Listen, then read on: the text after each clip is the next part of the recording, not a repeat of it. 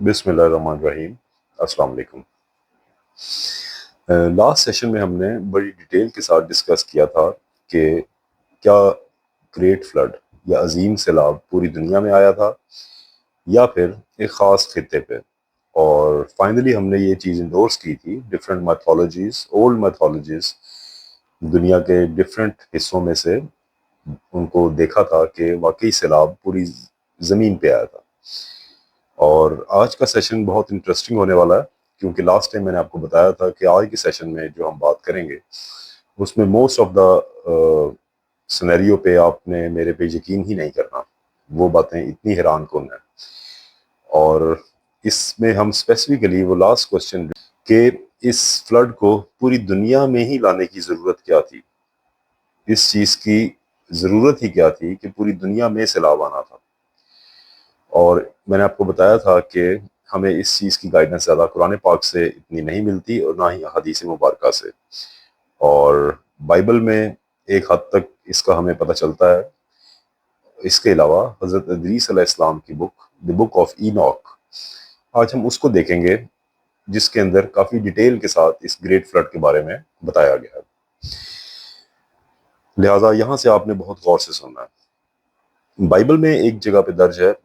کہ اور ہنوک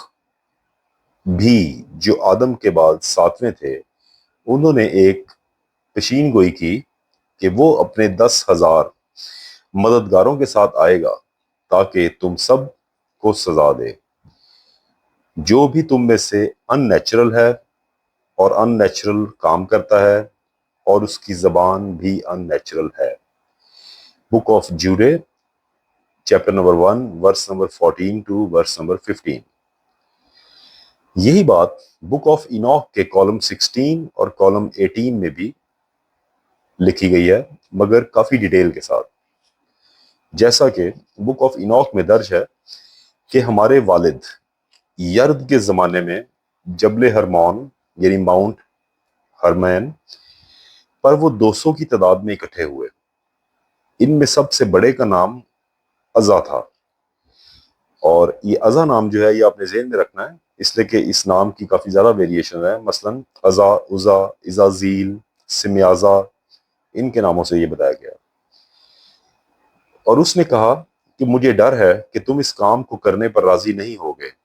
اور اس کا خمیازہ مجھ اکیلے کو بھگتنا پڑے گا۔ اور پھر ان سب نے اونچی آواز میں کہا کہ ہم قسم کھاتے ہیں کہ ہم یہ کام کریں گے۔ اور اس وقت یہ 200 میں سے سب پہاڑ پر موجود تھے، اور ان سب نے بآواز بلند عہد کر کے خود کو ایک دوسرے کے ساتھ باندھ لیا، اور ان کے بڑوں کے نام اراکیل، رامیل، براکیل، انانیل، زاکیل، تاریل، ساریل تھے۔ اور اس عہد کے بعد انہوں نے انسان کو مختلف چیزیں سکھانا شروع کیں۔ سمیارس نے انسان کو لذتوں کا سکھایا اور اپنی تخلیق کو تبدیل کرنے کے متعلق سکھایا، اور اس کے علاوہ تصویر کشی بھی سکھائی۔ براکیل نے ستاروں کا علم سکھایا، اور اراکیل نے زمین کے رازوں کے متعلق انسان کو بتایا۔ سارنیل نے سورج اور چاند کی باتیں سکھائیں، اور اس کے علاوہ انہوں نے انسانی عورتوں کے ساتھ گناہ کیا، جس کے نتیجے میں پیدا ہونے والی اولاد مکمل طور پر ان نیچرل تھی، غیر فطری تھی۔ یہ اولاد انسان کی تمام تر چیزیں اس سے لے لیتی تھی، اور جب انسان ان کو مزید برداشت نہ کر سکا تو یہ اولاد اس کے خلاف ہو گئی، اور انہوں نے گناہ کرنا شروع کر دیا، جانوروں کے خلاف، پرندوں کے خلاف، ریپٹائلز رینگنے والے جانوروں کے خلاف، مچھلیوں کے خلاف، اور ایون کہ ایک دوسرے کا گوشت کھانا اور خون پینا بھی شروع کر دیا، اور یوں پوری دنیا میں کرپشن پوری طرح سے پھیل گئی۔ اور پھر سب سے بلند و بالا خدا نے اوریل کو بھیجا کہ نوح علیہ السلام کو پیغام دو کہ اب وہ خود کو بچا لیں، کیونکہ پوری دنیا پر ایک تباہی نازل ہونے والی ہے، ایک بہت بڑا سیلاب جو پوری دنیا پر پھیلے گا اور ان کو تمام ناپاک چیزوں کو ختم کر دے گا، اور پانی سے زمین کو ایک بار دھو کر پاک کر دے گا۔ اور نوح علیہ السلام کو کہو کہ اس سیلاب سے بچے کیونکہ اس کی اولاد سے دنیا کو آگے بڑھنا ہے۔ اور پھر اوریل نے نوح علیہ السلام کو اس تباہی کا بتایا اور یہ بھی بتایا کہ انہیں کیا کرنا ہے، اور عزا کے ہاتھ اور پاؤں کو باندھ کر اس کو صحرا میں ایک راستہ کھول کر پھینک دیا گیا، اور جب ہمیشہ کا فیصلہ کرنے والا دن آ جائے گا تو وہ اور اس کی ناپاک ذریت آگ کے گڑھے کی طرف لے جائے جائیں گے۔ اگر آپ نے یہاں تک اس تمام بات کو غور سے سنا ہے تو مجھے یقین ہے کہ آپ حقیقی طور پر حیران اور پریشان لازمی ہو گئے ہوں گے۔ اور اگر دیکھا جائے تو وہ 200 جنہیں ہم غیر انسانی مخلوق یا شیاطین کہہ لیں، اور جو انسان کو صحیح راستے سے بھٹکا رہے تھے، کرپٹ کر رہے تھے، بلکہ انسانی عورتوں کو جسمانی لحاظ سے بھی کرپٹ کر رہے تھے، اور صرف انسان ہی نہیں بلکہ دوسری مخلوقات یعنی جانور وغیرہ ان کو بھی کرپٹ کر رہے تھے، اور جس کی وجہ سے غیر فطری مخلوقات کی پیدائش ہو رہی تھی۔ تو ہمیں انجیل میں دیے گئے اس حکم کی کہ کشتی میں کم عمر، جوان اور صاف جانوروں کی زوج کا ایک جوڑا رکھ لینے کا حکم بڑا واضح طور پہ سمجھ آ جاتا ہے کہ صاف جانوروں سے کیا مراد لی گئی تھی۔ مگر دیکھا جائے تو ہمارے پاس ان تمام باتوں پر بلیف کرنے کی کیا لاجکس یا دلائل موجود ہیں، کیونکہ بغیر دلائل کے یہ تمام قصے کہانیاں ہی محسوس ہوتی ہیں۔ اگست 1908 میں آسٹریا کے اندر کھدائی کے دوران ایک چھوٹا سا مجسمہ دریافت کیا گیا۔ اس مجسمے کو چونے کے پتھر سے بنایا گیا تھا، اور یہ دیکھنے میں ایک معمولی سا مجسمہ تھا جس کے اوپر سرخ مٹی کا لیپ کیا گیا تھا، اور اپیرنٹلی یہ مجسمہ ایک عورت کا معلوم ہوتا تھا، مگر نہ تو اس کا سر تراشنے پر کوئی خاص توجہ دی گئی تھی اور نہ ہی اس مجسمے کے پیر تھے، مگر انسانی جسم میں جو اعضاء ریپروڈکشن سے متعلق ہوتے ہیں، ریلیونٹ ہوتے ہیں، ان کو بالخصوص بڑی مہارت کے ساتھ تراشا گیا تھا، اور اس مجسمے کو آج سے 25,000 ایئرز پہلے کسی انسان نے بنایا تھا۔ آج بھی یہ عجیب و غریب سا مجسمہ ویانا کے نیشنل ہسٹری میوزیم میں رکھا گیا ہے۔ تاہم آسٹریا سے باہر کئی دوسری کھدائیوں کے دوران آہستہ آہستہ کئی دوسرے مجسمے بھی دریافت کیے گئے جس کا ڈیزائن پہلے مجسمے سے کافی مشابہت رکھتا تھا، یعنی عورتوں کے مجسمے، جن میں سے زیادہ تر کے سر اور پاؤں غائب ہوتے تھے، اور ایون چہرہ بھی غائب ہوتا تھا، اور ان کو تراشتے وقت جسم کے صرف انہی اعضاء پر توجہ دی جاتی تھی کہ جن کی افزائش نسل کے دوران اہمیت ہوتی ہے۔ در حقیقت اس جیسا ایک مجسمہ تو بلوچستان کے مہر گڑھ سے بھی دریافت ہو چکا ہے، جس کا ڈیزائن بھی اسی نوعیت کا ہے جیسا کہ ایک پریگننٹ عورت یا حاملہ عورت کا جسم۔ تاہم ان میں سب سے زیادہ قدیم مجسمہ 35,000 سال پرانا مجسمہ ہے جو کہ جرمنی میں تراشا گیا تھا، اور سب سے ریسنٹ ملا مجسمہ اس کے 24,000 سال بعد کسی نے سوئٹزرلینڈ میں تراشا تھا۔ اور جو بات سب سے زیادہ حیران کن ہے وہ یہ کہ 24,000 سالوں میں سے کسی نے ان مجسموں کو بغیر کسی رد و بدل وداؤٹ اینی چینج ایک ہی ڈیزائن کے متعلق ان کو تراشا تھا، جیسا کہ جو ڈیزائن 35,000 سال پہلے والے مجسمے کا ہے، جرمنی کے مجسمے والا، سیم ڈیزائن 14,000 سال پہلے کے رشیا کے مجسمے پر بھی ملتا ہے، اور ان کے تراشنے والوں نے ہزاروں سالوں میں ان کا ذرا سا بھی ڈیزائن چینج نہیں کیا۔ تاہم فرانس کے ایک غار سے ایک تھوڑا سا مختلف مجسمہ ملا ہے جس کو وینس آف لوزل کے نام سے جانا جاتا ہے، اور یہ ایک مجسمہ نہیں ہے بلکہ ایک ریلیف ہے، یعنی کسی چٹان پر تراشا گیا ایک فگر، اور اس میں صرف اتنا فرق ہے کہ اس عورت کے ہاتھ میں ایک سینگ دکھایا گیا ہے، اور یہ دوسرا واحد وینس فگر ہے جس کو سرخ مٹی سے لیپ کیا گیا تھا۔ ان میں سے کچھ فگرز ایسے بھی ہیں جن کو قبروں میں دفن کیا گیا تھا، اور اب تک یہ فگرز فرانس کے پیرینیز ماؤنٹین سے لے کر رشیا کے ڈون ریور تک دریافت کیے جا چکے ہیں۔ ان فگرز کو کون بنا رہا تھا یا کون تراش رہا تھا، یہ بات تو ابھی تک کسی کو معلوم نہیں ہے۔ ڈاکٹر ہیلن बेनिग्नी ने एक किताब लिखी थी, द इमर्जेंस ऑफ गॉडेस, जिसमें वो लिखती हैं कि ये ओल्ड सिविलाइजेशंस के लोग औरत को एक मदर फिगर के तौर पे जानते थे, मगर ये बात समझ से बिल्कुल बाहर है कि 24,000 साल तक इनके मुजस्मों की तराश खराश में कोई फर्क क्यों नहीं मिलता।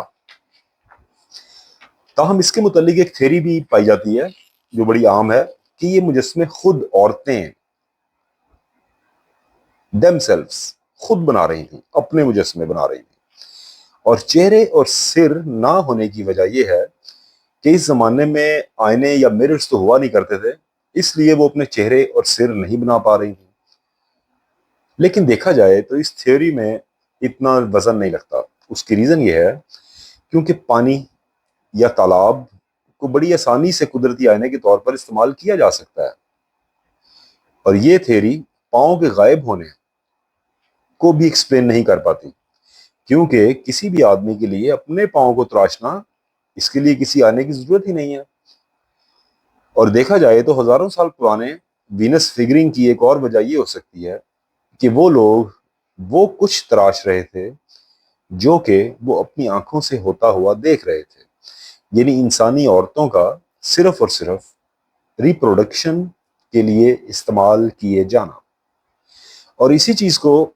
इन लोगों ने मुजस्मे के खास हिस्सों को वाज़ेह तराश कर दिखाने की कोशिश भी की थी, और जो सलूक वो लोग इन औरतों के साथ होता देख रहे थे, इसके लिए मुजस्मे का चेहरा, उसका सिर या उसके पांव बनाना किसी इंपॉर्टेंस का हामिल ही नहीं है। और वो लोग पत्थरों का सहारा लेकर अपनी आंखों के सामने की कहानी को फिल्मा रहे थे, और इसीलिए इन मुजस्मों में हजारों सालों तक तराश खराश में कोई भी डिफरेंस हमें नहीं मिलता। और हमारे पास इन तमाम वीनस फिगरिंग की, मेरा ख्याल है कि इससे बेहतर और कोई एक्सप्लेनेशन हो ही नहीं सकती। लेकिन अगर ये तमाम बातें सच हैं, तो उस औलाद का क्या हुआ जो कि इस सब के नतीजे में पैदा हो रही थी, और जिससे जमीन को पाक करने के लिए बुक ऑफ इनॉक के मुताबिक पूरी दुनिया में सैलाब का लाना जरूरी था। 1940 में फ्रांस की एक गार में एक बहुत ही अजीबोगरीब रिलीफ मिला था, और इसको किसी ने चट्टान में 35,000 साल पहले तराशा था, और ये इतना अजीबोगरीब है कि इसका नाम ही दी सॉर्सरर ऑफ गोटे डी गेबेलो, जिसका मतलब है गैबलू की गार का जादूगर, इसको ये नाम दिया गया। इंसानों के अंदाज में बैठा हुआ एक हिरन, जिसके सिर पर सींग भी हैं, और इसका सिर और जिस्म तो बिल्कुल हिरन जैसा है, मगर इसके बाजू और टांगें ये बिल्कुल इंसानों जैसी हैं। इसके अलावा फ्रांस की ही एक और गार से एक और पेंटिंग मिली थी जो कि 14,000 साल पुरानी है, और जिसको देखकर हम अंदाजा ही नहीं कर सकते कि ये इंसान बनाने की कोशिश की गई है या फिर कोई हैवान या जानवर। इसका नाम है द सॉर्सरर ऑफ ट्रॉयस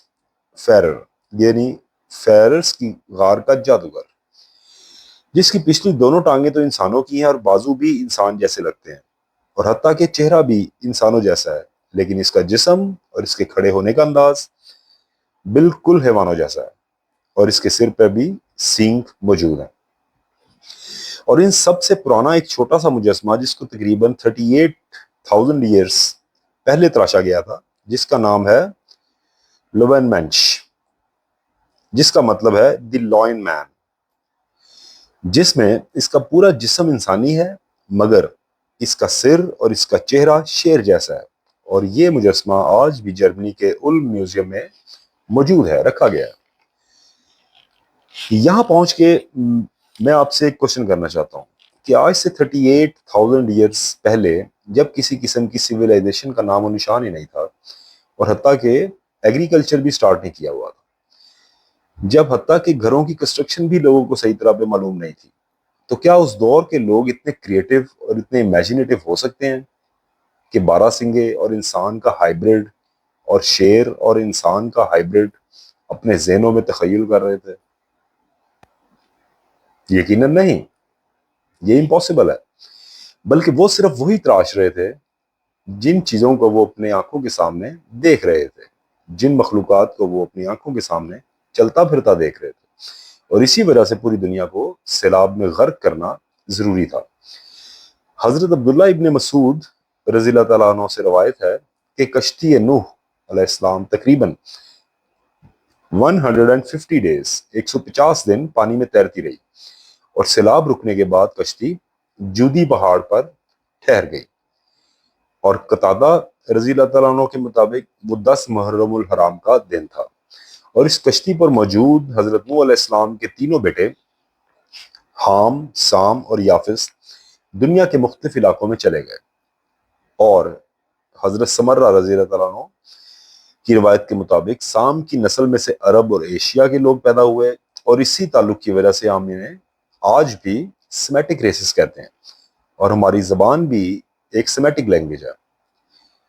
اور حام کی نسل سے افریقہ اور بربرز، جبکہ یافس کی نسل میں سے ترک اور یورپینز پیدا ہوئے۔ اور اس کے علاوہ حضرت نوح علیہ السلام کے پوتوں کا ذکر بھی ملتا ہے، مثلاً اشور وغیرہ، اور بہت ممکن ہے کہ اسیرینز وغیرہ انہی کی اولاد میں سے تھے۔ اور پھر انسانی دور کا آغاز ہوا، یعنی ہیومن سیٹلمنٹس، کہ جن کو آج ہم جانتے ہیں۔ کیا آپ غور کرتے ہیں کہ سیلاب آیا اور پاک صاف جانوروں کو بچایا بھی گیا، اور نئے سرے سے یہ دنیا میں جانور پھیلائے بھی گئے؟ لیکن اگر دیکھا جائے تو جانوروں کی ڈسٹریبیوشن آف سپیشیز اتنی عجیب و غریب کیوں لگتی ہے؟ اپیرنٹلی بڑی ان ایون سی ڈسٹریبیوشن ہمیں فیل ہوتی ہے۔ مثال کے طور پہ کینگروز، یہ صرف آسٹریلیا میں پائے جاتے ہیں۔ برفانی ریچھ یا پولر بیئر، یہ ہمیں صرف نارتھ پول میں ہی ملتا ہے۔ چیتا صرف افریقہ میں ہی ملتا ہے۔ کیا آپ کو سورہ فاطر کی 28ویں آیت یاد ہے کہ آدمیوں، جانوروں اور چوپایوں میں جو کچھ ایسے ہیں کہ ان کے مختلف رنگ ہیں، یعنی مختلف مزاج ہیں یا مختلف اقسام ہیں؟ اس کے علاوہ سورہ جاسیہ، سورہ نمبر 45 اور آیت نمبر 4 کی اگر یہ ملاحظہ کریں کہ ان جانوروں کی پیدائش میں کہ جنہیں وہ پھیلا دیتا ہے، اس میں یقین رکھنے والوں کے لیے بہت سی نشانیاں ہیں، مگر دیکھا جائے تو مختلف مزاج کے جانداروں کی اس طرح پھیلا دیے جانے میں کون سی نشانیاں یا کون سی اللہ تعالیٰ کی آیات ہو سکتی ہیں؟ چلیں میں آپ کو بتاتا ہوں کہ یہ سب ایک پرفیکٹ ایکو سسٹم کی بات کی گئی ہے، کہ اس دنیا میں رہنے والے جانداروں کا پرفیکٹ بیلنس۔ جیسا کہ مثال کے طور پہ ہم ریچھ کی مثال لے لیتے ہیں۔ ریچھ ایکچولی اورسیڈائے فیملی سے تعلق رکھتا ہے، اور ان کی زوج سے ریچھوں کی ٹوٹل 8 سپیشیز نکلی ہیں۔ پاکستان، انڈیا، ایران کے ممالک میں پایا جانے والا بلیک بیئر یا کالا ریچھ، اور امریکہ اور رشیا میں پایا جانے والا براؤن بیئر، اور نارتھ پول میں پایا جانے والا پولر بیئر یا وائٹ بیئر، اور ایون کہ چائنا میں پائے جانے والے پانڈا بھی اسی فیملی کا حصہ ہیں، جس کو ہم اورسیڈائے فیملی کہتے ہیں۔ اگر صرف اس اورسیڈائے فیملی کے ممبرز یعنی مختلف ریچھوں کے ہم مزاج کو دیکھیں تو پتہ چلتا ہے کہ پاکستان کا کالا ریچھ جو ہے یہ بہت کم اگریسو ہوتا ہے۔ اتنا کم اگریسو ہوتا ہے کہ سپوز اگر یہ کہیں آپ کے سامنے آ جائے اور آپ اگر اس کے سامنے شاؤٹ نہ کریں اور ڈر کے بھاگیں نہ، تو most of the time in most of the cases یہ اپنا راستہ چینج کر لیتا ہے اور آپ کو کوئی نقصان نہیں پہنچاتا۔ اور دیکھا جائے تو یہ ایکو سسٹم کے لحاظ سے اپنی پرفیکٹ پلیس پر موجود ہے۔ سیم وے اگر ہم براؤن بیئر کی بات کریں، براؤن بیئر ویسے جسامت میں بلیک بیئر سے بڑا ہوتا ہے، اور امریکہ اور رشیا میں زیادہ پایا جاتا ہے، اور ایگریشن کے اندر بھی یہ بلیک بیئر سے زیادہ ایگریسو ہوتا ہے۔ اور زیادہ تر براؤن بیئر کو رہنے کے لیے زیادہ جگہ یا زیادہ سپیس، وسیع رقبے کی ضرورت ہوتی ہے، اور دیکھا جائے تو ایکو سسٹم کے اندر اللہ تعالیٰ نے ان کو انہی پلیسز پہ رکھا ہے جو ممالک رقبے کے لحاظ سے بہت وسیع ہیں، جیسا کہ رشیا اینڈ امریکہ وغیرہ۔ اس کے بعد اگر ہم وائٹ بیئر یعنی کہ پولر بیئر کی بات کریں اس کا تعلق بھی ارسیڈائی فیملی سے ہے، اور یہ واحد بیئر کی اسپیشی ہے جو انٹینشلی، جو جان بوجھ کر انسانوں کا شکار کرتا ہے، اور تقریباً 15 مائل سے یہ انسان کو سمیل کر سکتا ہے، اس انسان کی پریزنس کا اس کو پتہ چل سکتا ہے، اور 2 میل دور تک یہ انسان کو دیکھ بھی سکتا ہے۔ تو ہمیں یہ کہنے میں کوئی حیرت نہیں ہونی چاہیے کہ اگر کبھی آپ کا کنفرنٹیشن وائٹ بیئر یا پولر بیئر سے ہو جائے تو آپ سمجھ جائیں کہ آلریڈی بہت دیر ہو چکی ہے، اور اب رزلٹ جو ہے وہ صرف اور صرف موت ہی ہے۔ اور اس کی بھی اگر ہم ایکو سسٹم میں بات کریں تو انتہائی پرفیکٹ پلیس پہ اللہ تعالیٰ کی ذات نے اس کو نارتھ پولز میں رکھا ہے، جہاں انسان کا وجود ہی نہیں ہے۔ ادھر آ کے ہمیں اس آیت کا پتہ چلتا ہے کہ اللہ تعالیٰ کی ذات نے کیوں کہا ہے کہ اللہ کی واضح نشانیاں ہیں ان جانداروں کے پھیلا دیے جانے میں۔ یہاں آ کر ہم حضرت نوح علیہ السلام کے چیپٹر کو کلوز کرتے ہیں۔ انشاءاللہ نیکسٹ سیشن کے اندر ہم حضرت نوح علیہ السلام کے ڈیسینڈنٹس اور جو مختلف انبیاء کرام ہیں جن کا ذکر قرآن پاک میں بھی ہمیں ملتا ہے، ان کے حوالے سے ون بائی ون انشاءاللہ ڈسکشن سٹارٹ کریں گے۔ آپ سے ریکویسٹ ہے کہ اگر ابھی تک آپ نے چینل سبسکرائب نہیں کیا تو اس کو سبسکرائب کر لیں، اور لائک کا بٹن لازمی پریس کریں تاکہ باقی ویورز کو بھی یہ انفارمیشن پہنچ سکے۔ Thank you.